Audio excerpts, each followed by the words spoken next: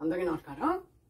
ఇప్పుడు మన దేశం ఎందుకు డెవలప్ అవ్వట్లేదు అంటే దేశంలో కరప్షన్ అవినీతి ఎందుకు పోవట్లేదు, ఇన్ఫ్రాస్ట్రక్చర్ ఎందుకు డెవలప్ కావట్లేదు? 75 ఏళ్ళు అయింది మన స్వాతంత్రం వచ్చి, ఇండిపెండెన్స్ వచ్చి. వై డబ్బుకి శిక్ష లేదు, అవినీతి తగ్గట్లేదు, ఇన్ఫ్రాస్ట్రక్చర్ అంతా డోల్డ్రమ్స్ లో ఉంది. ఏ పార్టీ వచ్చినా ఎంతమంది వచ్చినా ఏమీ చేయలేకపోతున్నారు. వై దిస్ ఇస్ సో అని మనం కనుక చూసుకున్నట్టయితే జనరల్గా మనం ఏమనుకుంటుంటాం, పొలిటీషియన్స్ కానివ్వండి అవినీతి అని, అవినీతి పొలిటీషియన్స్ అని, వాడిని వీడిని అంటే ఇంకోడో ఎక్స్ వై జెడ్ ఆ పార్టీ ఈ పార్టీ ఏదో కొన్ని అభిప్రాయాలు మనకు ఉన్నాయి. ఎవరిని అడిగినా ఏదో ఒకటి చెప్తుంటాడు. కానీ ఇవన్నీ కూడా భ్రమలు. ఏంటంటే ఫండమెంటల్గా ఈ సిస్టంలోనే ఫ్లా ఉంది. అంటే ఈ దుస్థితికి కారణం సిస్టమే. అది మన సిస్టమ్ అంటే ఏదైతే కాన్స్టిట్యూషనల్ డెమోక్రసీ ఉందో దాంట్లోనే ఫండమెంటల్ ఫ్లాస్ ఉన్నాయి. ఆ ఫ్లాస్ ఏంటో చూద్దాం. ఏంటంటే ముందు అసలు ఈ దేశాన్ని బాగు చేయాలంటే ముందు ఎవరు చేతిలో పొలిటీషియన్సే, because they are our rulers. So politicians అనేవాడు ఎవరు? వాడు ఎలక్షన్స్ లో పాల్గొని ఎలక్ట్ అవ్వాలి. ఎలక్ట్ అయిన తర్వాత ఈ can become an MLA, MP or chief minister or prime minister. అప్పుడే వాడి చేతిలోకి వాడు ఈ కెన్ డూ సంథింగ్. అంటే దేశాన్ని బాగు చేయాలంటే వాడే కదా మెయిన్గా. కానీ ఎలక్షన్లో పాల్గొనాలంటే ఒక ఎమ్మెల్సీ ఎలక్షన్లో పాల్గొనాలంటేనే కోట్ల రూపాయలు ఖర్చు పెట్టాలి. ఎమ్మెల్యే అంటే 50 కోట్లు 60 కోట్లు, ఇంకా ఎంపీ అంటే 100 కోట్లు. మరి ఇన్ని 100 కోట్లు ఖర్చు పెట్టి ఎలక్ట్ అయిన వాడు అధికారంలోకి వచ్చిన తర్వాత మరి కరప్ట్ అవ్వకుండా అవినీతికి పాల్పడకూడదు అనుకోవడం ఎంత విష్ఫుల్ థింకింగ్, ఎంత మూర్ఖత్వం. అంటే he has to recover that money కదా. వాడు ఓన్ డబ్బు అయితే ఖర్చు పెట్టాడు కదా. సో ఇంత ఖర్చు పెట్టి ఎంఏ అయిన వాడు he has to recover that money. ఆ మనీ రికవర్ అవ్వాలంటే వాళ్ళ జీతాలు ఎంత? ఆ జీతంలో ఈ cannot recover hundreds of crores. So he has to become corrupt. అంటే ఏంటి? ఈ వ్యవస్థే అవినీతిని పెంచి పోషిస్తుంది. ఎందుకంటే వాడు ఎలక్ట్ అవ్వాలంటే 100 కోట్లు ఖర్చు పెట్టాలి.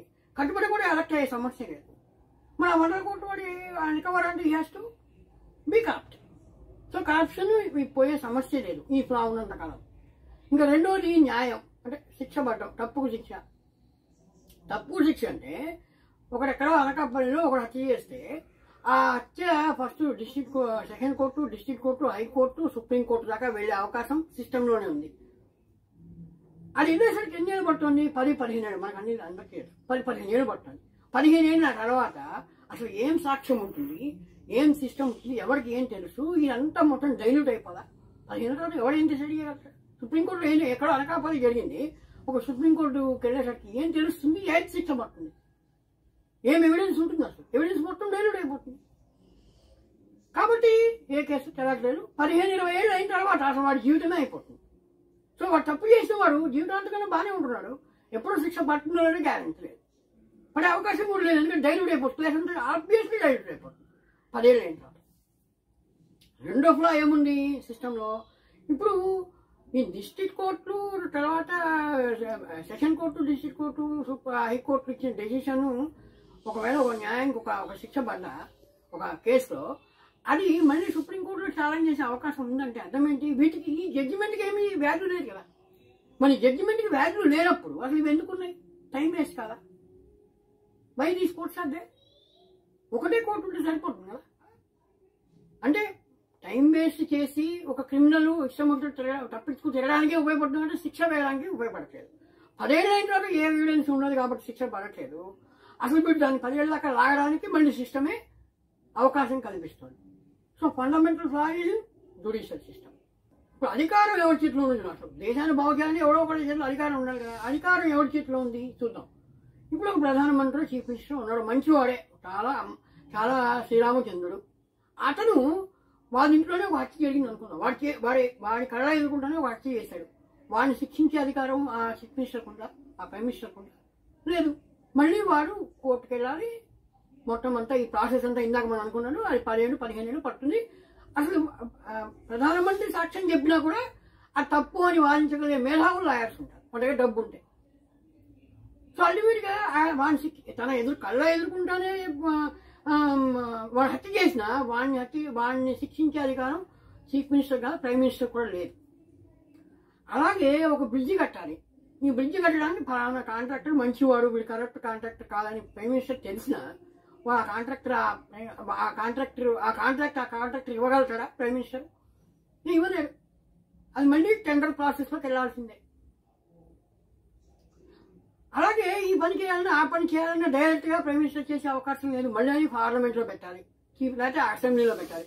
ఫుల్ మెజార్టీలో ఉన్నా అది అసెంబ్లీలో పెట్టాలి, పార్లమెంట్లో పెట్టాలి. దాన్ని మళ్ళీ అడ్డుకోవడానికి అపోజిషన్ రెడీగా ఉంటుంది.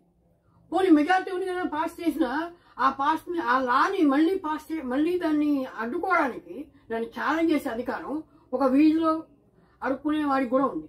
అడుక్కునే ఒక మామూలు వ్యక్తికి కూడా మళ్ళీ దాన్ని ఛాలెంజ్ చేసే అధికారం ఈ సిస్టంలో ఉంది. అదేంటి మళ్ళీ అది ఏడు ఇప్పుడు పడుతుంది. అంటే ఏ లా పాస్ చేయాలన్నా, ఎవరికన్నా శిక్ష వేయాలన్నా, ఏమి చెయ్యాలన్నా, ఈ దేశంలో ఒక కాంట్రాక్ట్ ఇవ్వాలన్నా, ఒక బ్రిడ్జి కట్టాలన్నా, ఒక అభివృద్ధి చేయాలన్నా, లేకపోతే ఒక సిస్టమ్ని మార్చాలన్నా, లేకపోతే ఒక ఫ్లాని స్టడీ చేయాలన్నా కూడా ఈ ఎవ్వరి చేతిలోనూ అధికారం లేదు. ఎవ్వరి చేతిలోనూ అధికారం లేకపోవడమే ప్రజాస్వామ్యం. మరి ఎవరి చేతిలోనూ అధికారం లేకపోతే మనం ఎవరు మాత్రం ఏం చేస్తాడు? పైగా అల్టిమేట్గా ఒక తప్పుకి శిక్ష వేయాల్సింది అల్టిమేట్ అధికారం ఎవరికి ఉంది? ఒక సుప్రీంకోర్టు జడ్జికి ఉంది. అలాగే ఈ పని ఒక లా పాస్ చేసిన, ఒక అసెంబ్లీలో ఒక పార్లమెంట్లో లా పాస్ చేసిన, ఆ లా పాస్ చేసింది కరెక్టా కాదని డిసైడ్ చేసే అధికారం మళ్ళీ సుప్రీంకోర్టు జడ్జికే ఉంది. సుప్రీంకోర్టు జడ్జి కానీ కోర్టు జడ్జిలు they are not elected people. మరి ప్రజాస్వామ్యం ఎలా అవుతుంది? ప్రజాస్వామ్య వ్యవస్థ ద్వారా ఎన్నికైన ఈ ప్రజాప్రతినిధుల చేతిలో ఏం అధికారం ఉంది? ఏం అధికారం లేదు. మరి ఏ అధికారం లేకపోతే ఎవరైనా మాత్రం ఏం చేస్తాడు? ఎలా బాగు చేస్తాడు దేశాన్ని? ఎవరికి వేస్తారు? అసలు చేయడానికి ఎవరికి అధికారం ఉంది? సరే, అధికారం ఉందని అనుకుందాం. సరే, ఒక ప్రైమ్ మినిస్టర్కు అధికారం ఉందని అనుకుంటే మనము చిన్న కేసు డిసైడ్ అవ్వడానికి, అంటే వీడు హత్య చేశాడా లేదా, ఈ ఫైనాన్షియల్ ఫ్రాడ్ జరిగిందా లేదా, లేదా ఈ కాంట్రాక్ట్లో అవినీతి జరిగిందా లేదా, ఈ బ్రిడ్జ్ ఎందుకు కూలిపోయింది, లేకపోతే ఇందులో ఎవరు ఇన్వాల్వ్ అయినారు, లేదా ఈ లా ఫలానా దేశానికి మంచిదా చెడ్డదా, ఈ ఫలానా రిఫార్మ్స్ మంచివా చెడ్డవా, ఇవన్నీ డిసైడ్ అవ్వాలంటే కోర్టుకి వెళ్ళాలి. కోర్టులో డిసైడ్ అవ్వడానికి మినిమం 10-15 ఏళ్ళు పడుతుందని మనకు తెలుసు. మరి ఒక చిన్న విషయంలో డిసైడ్ అవ్వడానికి 10-15 ఏళ్ళు పడుతుంటే 5 ఏళ్లలో ఏ చీఫ్ మినిస్టర్ కానీ, ఏ ప్రైమ్ మినిస్టర్ కానీ ఏం చేయగలుగుతాడు? ఏ మార్పు తీసుకురాగలుగుతాడు? ఏం చేయగలుగుతాడు? 130 కోట్ల ఉన్న ఈ జనాభా ఉన్న ఈ దేశాన్ని చిన్న మార్పు తేవాలన్నా, ఒక చిన్న కేసు డిసైడ్ అవ్వడానికి 15 ఏళ్ళు పడుతుంటే ఏ మార్పు తేవాలన్నా ఎంత టైం పడుతుంది? మరి 5 ఏళ్లలో ఏం చేస్తాడు? ఏం చేయలేడు. అదొక fundamental flaw. So these are the fundamental problems in the system. ఈ సిస్టంలో ఈ ఫండమెంటల్ ప్రాబ్లమ్స్ ఉన్నంత కాలము, వీటిని మనం అడ్రస్ చేయనంత కాలము ఈ దేశం ముందుకు పోతుంది, డెవలప్ అవుతుంది అనుకోవటం మనం అనుకున్నట్టు విష్ఫుల్ థింకింగ్ అవుతుంది. నమస్కారం.